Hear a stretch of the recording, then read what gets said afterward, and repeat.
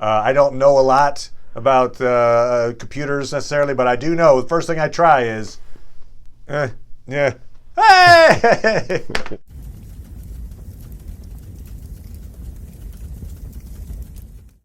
Hail, Internet! It's Paul, it's Matt, the Dork Lords. We are here talking about Star Trek Discovery, Season 3, Episode 9, Terra Firma, Part 1. Part 2 is coming up for Episode 10. We open Episode 9 with David Cronenberg's Kovich coming aboard the Discovery to kind of give the exposition regarding Georgiou's condition. Basically, it's the fact that she's traveled in time and across universes that's tearing her apart. He says there's no way she can survive, but he also says there's no way to send her back due to the temporal accords. Yep. Like, that's a thing. Yep, temporal wars. We can't do traveling in time stuff anymore. So he says there's no way to save her. No way. Culber's like, why don't we check with the sphere data? It's been helpful. And it's really helped our plots along nicely. And so, sure enough, they're like, no.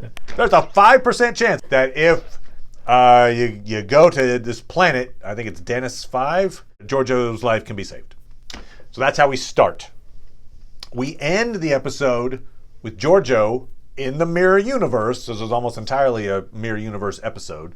Yeah. Refusing to execute Mirror Michael, and so instead sending her off to be tortured. I'll do the nice thing.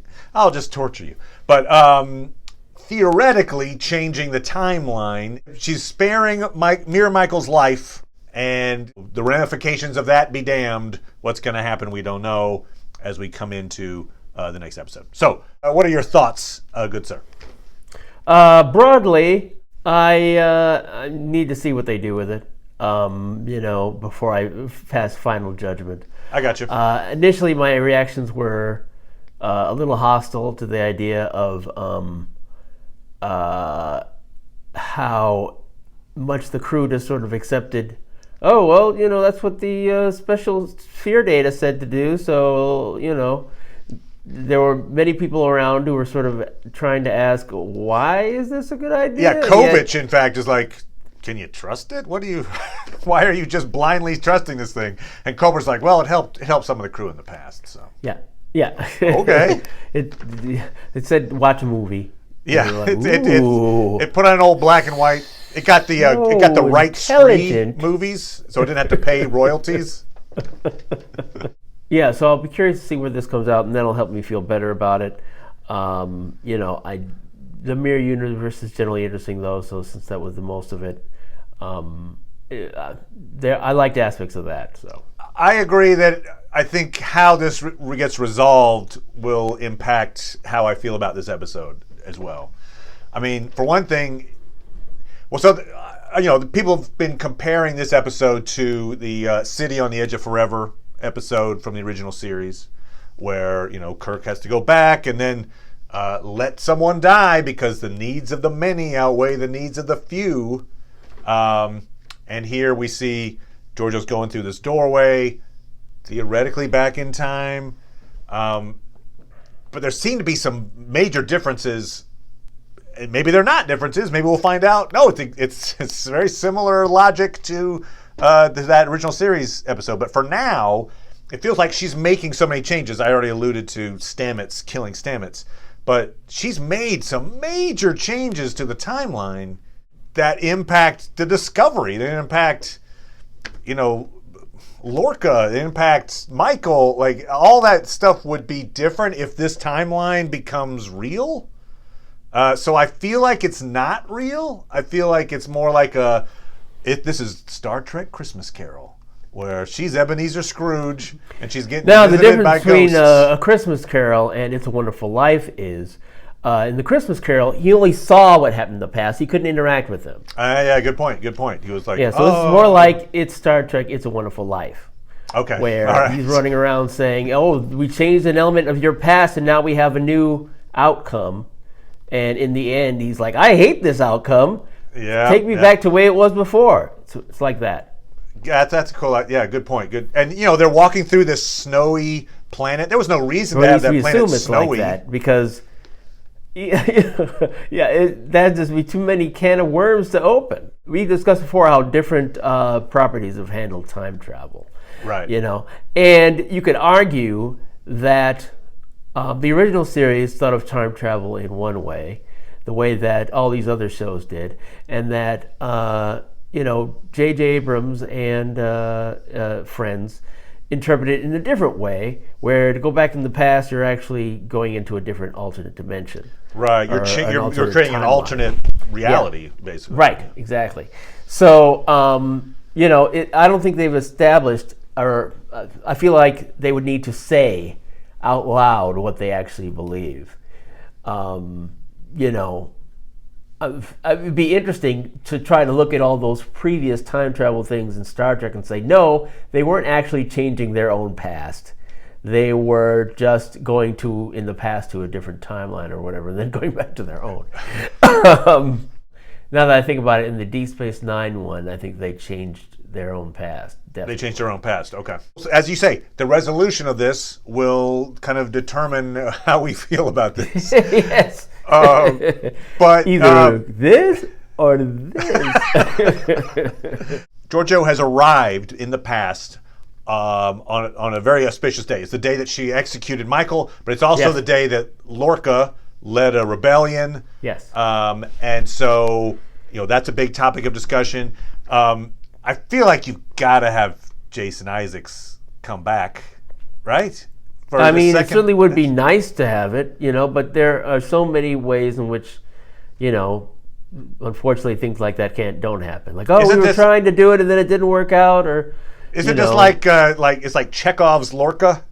I mean, not that Chekhov. Sorry, Chekhov the playwright. Lorca is Chekhov. Oh, no. Okay. I just feel like you mentioned him, this is that day, and it was really special because Lorca led an insurrection. Oh my God. Yeah, we never see him again. It's not the first time that something like that has happened. True. I think it would be a good idea for the next episode that they have Jason Isaacs in the episode. It's possible. Plus, I like to see the guy. The character's great. Yeah. It'd be nice to see him again. They might feel like they have too much to do without inserting him into the story. Sure. No, you're right. I could see them not doing it, but I feel like story-wise, it makes more sense. Presumably, I guess the easiest thing maybe they could do. He just left. Send him wherever he's filming or doing his some other project. Send him an outfit, and then he can be in the monitor. We got a hologram of just half of his face. Yeah, there you go. Part of what we feel like is going to happen in this two-parter is informed by the fact that Giorgio's character is going to be on a new show. He's going to be on the Section 31 show. A very strong rumor that that's the case. Yes. So, if you would think that that's true, then you feel like maybe this two-parter near the end of this season is a way to have her leave the show. If that's the case, and we also have a very big clue when Vance says to Burnham, "Hey, are you going to be able to let her go?" Yes. Okay, all right. But, you've kind of set that up there. And having Tilly and Saru say goodbye. Yep. So it feels like this is going to end with her. What does she do? One version of it would just be she stays in this alternate future and tries to make amends with evil Michael. I don't know. Does she come back and then go back in time? What do we think? I think at the end of it, she sees that dude again.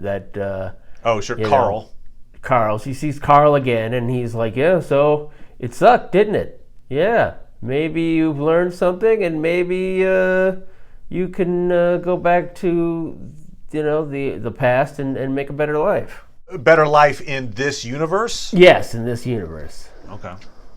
It doesn't make any sense for me to put her back in that time and go off on your own adventures in this alternate timeline. Right. That's not the show she's getting on. She's getting put on. Yes. Well, if we're wrong about that, and Right. if she's just going to have her some other future, it doesn't make sense to me to, hey, keep living in this world that you've been out of and you're trying to make changes in. Well, there's another. That's more like the area that you left, in that look at how we treat. It's like, is she going to be some, activist for certain Right, she people, would like try to make change within the mirror world universe. Yeah. Would be noble, but also probably get you killed pretty quickly. But Yeah, or just seeing what the futility of it is. I think Yeah. is where I think they're going with it. So it'd be a surprise if she's not leaving the show, or I guess they could kill her, and then bring her back, find a way to bring her back for the series. It just series. feels weird. Or part of this assumes. I mean, it's possible that we haven't heard that much about that series in a while. So maybe That's it's true. been You're right. Maybe they aren't doing it anymore, and Correct. then they'd just be getting rid of the character, which would be killing her. It feels weird though that you do this journey of self-discovery. You're like, wow, I've got it pretty good now, or whatever the life lesson that she's going to learn is, only then to kill her. That seems a little weird. Well, that's a way to go out. The character was saying the way I want to go out is going to be in the blaze of glory. That's true. So if you're going to, a character who is central to the series,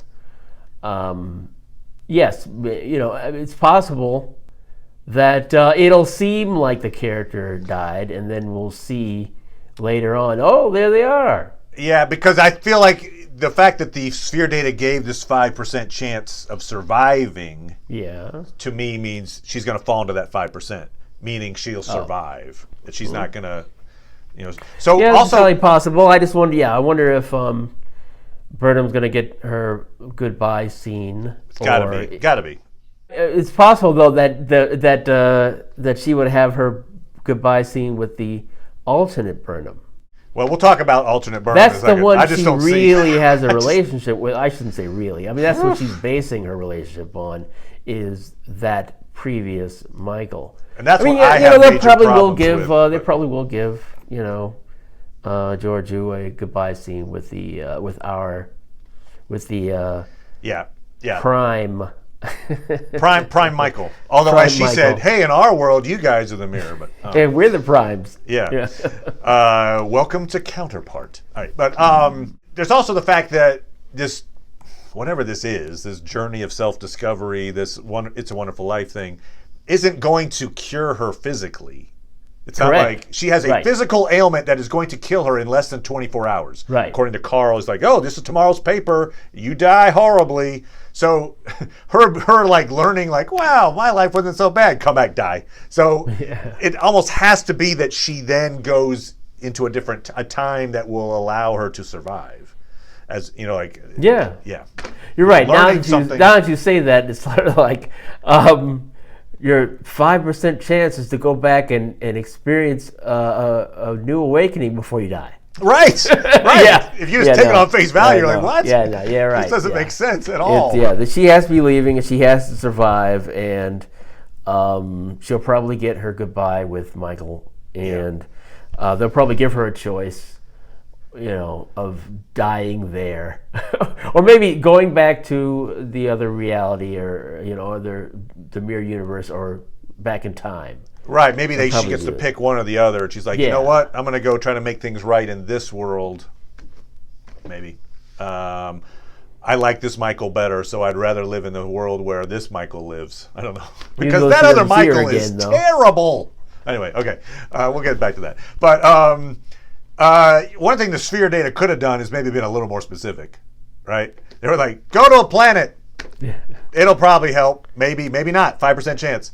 Like, it didn't say, oh, there's this all-powerful spirit there who might grant your wishes. They conveniently cut it, So, there a couple of ways they could clean it up. And that in the next episode, they could say, wow, does anybody else think, why would we let her go to this planet where, you have a chance of a lottery, with some magical beings. Why did we think that was going to work? Or they'll just be like, what happened? I don't. Where did they? They'll just have forgotten. Oh, okay. I thought there was a reason why it happened. That why we decided to do it. Hey, does anybody see Giorgio around?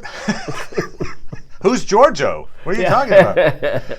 Maybe one answer to what the sphere data was doing is the sphere data realized there's some kind of powerful entity on this planet that if you approached it at the right time and it took an interest in you and you're almost dead and it might want to try to bring you back, it'll throw you a bone. I don't know. I guess that's the logic. What Carl is obviously or either that or it's like what Giorgio needs is to either go to another dimension or go back in time.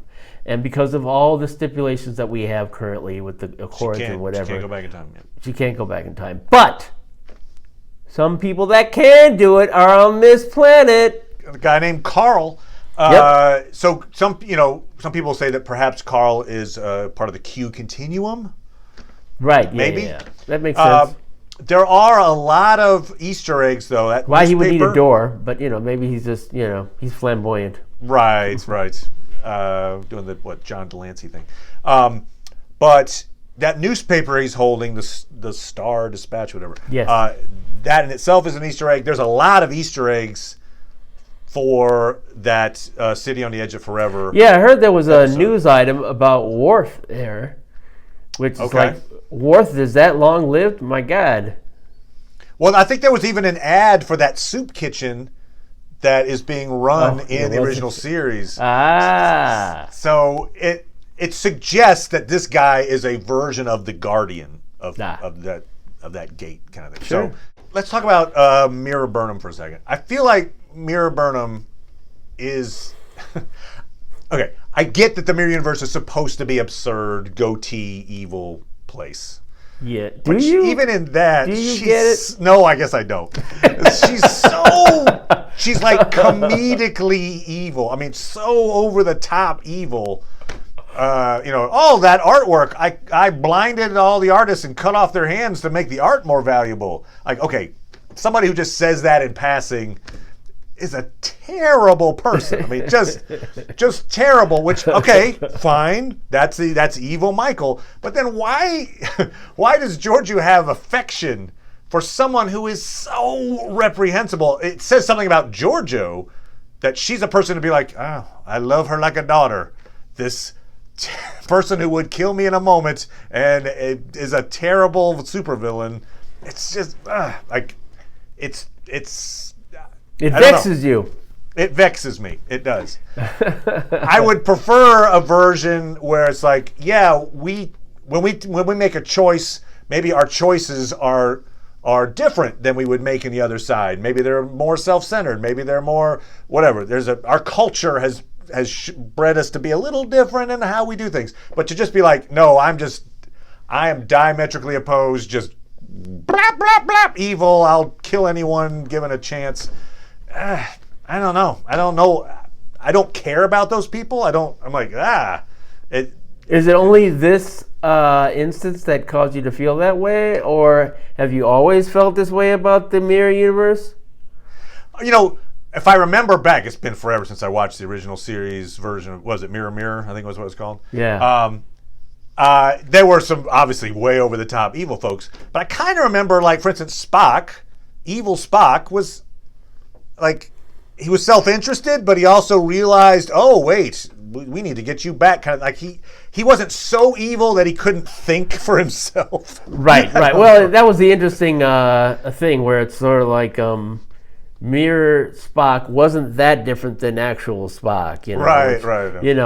Perhaps I think it was trying to make some sort of comment about keeping your emotions in check or whatever. Okay. And so that was a big Roddenberry thing where he, created that whole like, oh, if you take your emotions out of something, then you will just have logic, and and to me, they didn't do enough work on something that he created, which is the difference between Romulans and Vulcans, And so, so having this mirror universe of a Vulcan, I think, it wasn't clear exactly why it should be different.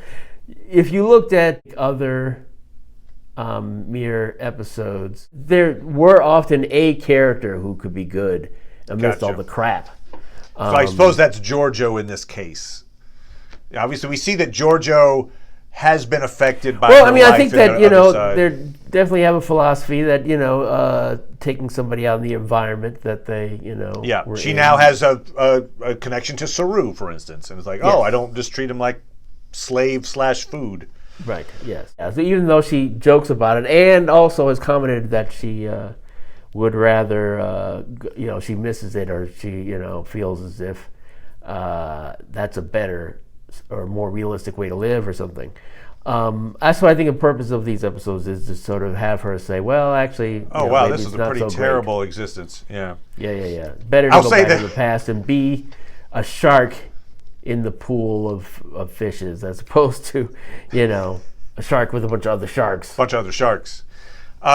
It also did occur to me, this is not really a complaint or anything, but it just was like, what are the odds in that, in the mirror universe, people's lives are pretty much like, they could go like this, especially in this, like, political intrigue, I'll assassinate my way to the top. Right. What are the odds that the entire crew from the one side is still alive and together in the other mirror universe? I feel like it's actually very small. Yeah. But hey, they survived. In fact, kind of a cool little thing. I didn't know this. I had to be told this. But Arium, who obviously was a cyborg character in the real, she was in the mirror universe as a human. Yes. So it was just like, look. That character was didn't have robotic parts. I noticed that, yeah. Let's talk about the little bit that did happen that was not Mirror Universe, which is, hey, we got this message. We've decoded it now. Yes. And the message is coming from a Kelpian vessel. Yes. A distress signal, and it was setting a distress signal before the burn. It was trapped in this nebula. Notably, it was there, like, investigating a nursery of dilithium. That seems like an important clue maybe to the burn. I don't know. So they sent out the distress signal, and they were like, this ship was supposed to arrive, but that was weeks ago, and it hasn't shown up, and we're really worried.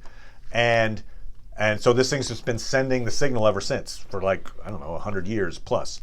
Right. Saru wants Adira and Stamets to use the onboard sensors to, like, let's look inside the ship, which is what they're going to do next week, probably. And so they're kind of slow rolling this what we're learning about this thing. But something aboard that ship is going to be informative, mainly because that ship was there when the burn happened, right? So maybe they could even fast forward to the burn, and oh my God, look, it's showing a thing. Also notably, Tilly's like, should I tell Admiral Vance what we're finding? And Saru's like, let's not tell him just yet. And that seems interesting to me. I feel like they give this option. They show this scene. They wrote the dialogue. Tilly goes, hey, you want me to tell Admiral Vance? No, let's not tell him anything. That seems like you would only introduce that scene if it's relevant, right? Like, for instance, if everything is just as it seems, Admiral Vance has no idea about what caused the burn, and this is just news. It'd be, cool, interesting. Wow, let's check it out. Why would you mention this at all? It's a hiccup. It would be a hiccup in a story that doesn't need it. So I feel like the only reason to throw out this little plot element is because it's important. And I think the way it's important is that this is information they're going to learn that Admiral Vance would be displeased with them learning in some way, or it puts them at odds with Admiral Vance. That's my thought.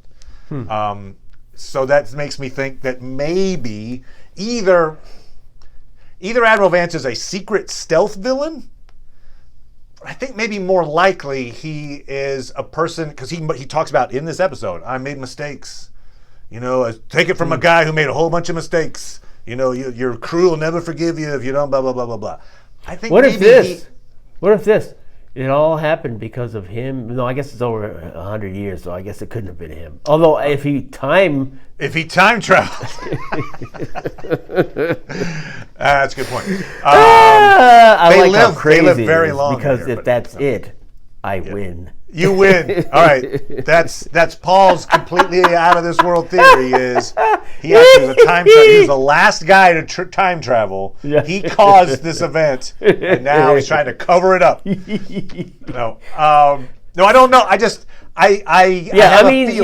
think you're trying to say he's trying to cover something up, and I guess if the Federation was somehow culpable, but it's been so long. I feel like then you're stupid. It's like you could say, in other words, you can just put it off on the old we're trying to undo them or whatever. So if he's not in personal jeopardy or even the Federation, it's hard to see that. I don't know. I think there's a possibility that we could see a little table turning moment where it's like, whoa, oh no, somehow either the Federation itself or that version of the Federation, his involvement in the Federation has led to the state that it's in. He's an antagonist, whatever that means. He's antagonistic to the Discovery for some reason. Could happen. They're making him out to be a good guy now, so it would be totally they're playing him out as like, hey, that's a reasonable guy. So if they're going to undercut, it will be a like whoop little switcheroo. We're not seeing a lot of clues. It's just there's a little bit of clues in there where you're like, oh, okay. We hear that the Emerald Chain, Osira, they're ramping up military exercises as a result of what happened the previous week. Yes. which doesn't get mentioned in terms of like Saru and Tilly aren't called out for poking the bear a little bit. Yeah. But also Book tries to use that information to try to get in good with Saru. Like, hey, can I join the Federation? I got my courier contacts. They tell me weapons tests are happening. And Saru basically just tells him, go, you wait. There'll be a moment when we'll need you, and then you can show your worth, which obviously is going to happen. Yeah. Definitely. So they put him on deck. He's on the bench. With a little more with Adira. Right. So Adira didn't realize, sometimes you just got to unplug it and plug it back in. That's. I've finally in life learned that. I don't know a lot about computers necessarily, but I do know the first thing I try is, Hey! Adira has kind of screwed up this sequencing and forgotten about powering off, powering back on, because Adira is distracted by the fact that Gray is no longer talking with them. Yes. And Stamets has some words of wisdom. I'm not sure what his thought is, basically, but like maybe Gray just is giving you space, I think is kind of the idea. I don't know. What did you get out of that? No, I definitely got that. I'm wondering if they're intending to have that progress. They probably are. I guess I can't imagine them taking an episode off from that topic. It's not much different, I think, in tone to what was said previously, the previous episode about that topic, what Stamets was saying. So I guess it's possible that that we'll see Gray again next episode, and learn exactly what's going on. As far as the next episode goes, I did appreciate the fact that once they hit the mirror universe, they stayed there. They didn't come away, and so I assume they're going to continue that pattern for the first half, 3/4 or so of the next episode. But then you're right. Probably at the end of the episode, we'll kind of touch base again with the crew of the Discovery and see what's going on, and that's where we'll probably have. Actually, what we're going to have almost certainly is this is the way they'll come back to it. Adira and Stamets will have sensor data from the Kelpian ship. Right. Oh, here's that data. Whoa, look at this thing we learned about the burn. And by the way, Gray's back or whatever. I don't know. So that's probably how that resolves itself. Makes sense. Thanks as always, Paul. Appreciate it, sir. You're welcome. And we'll talk to you next time. Bye, everybody. Bye.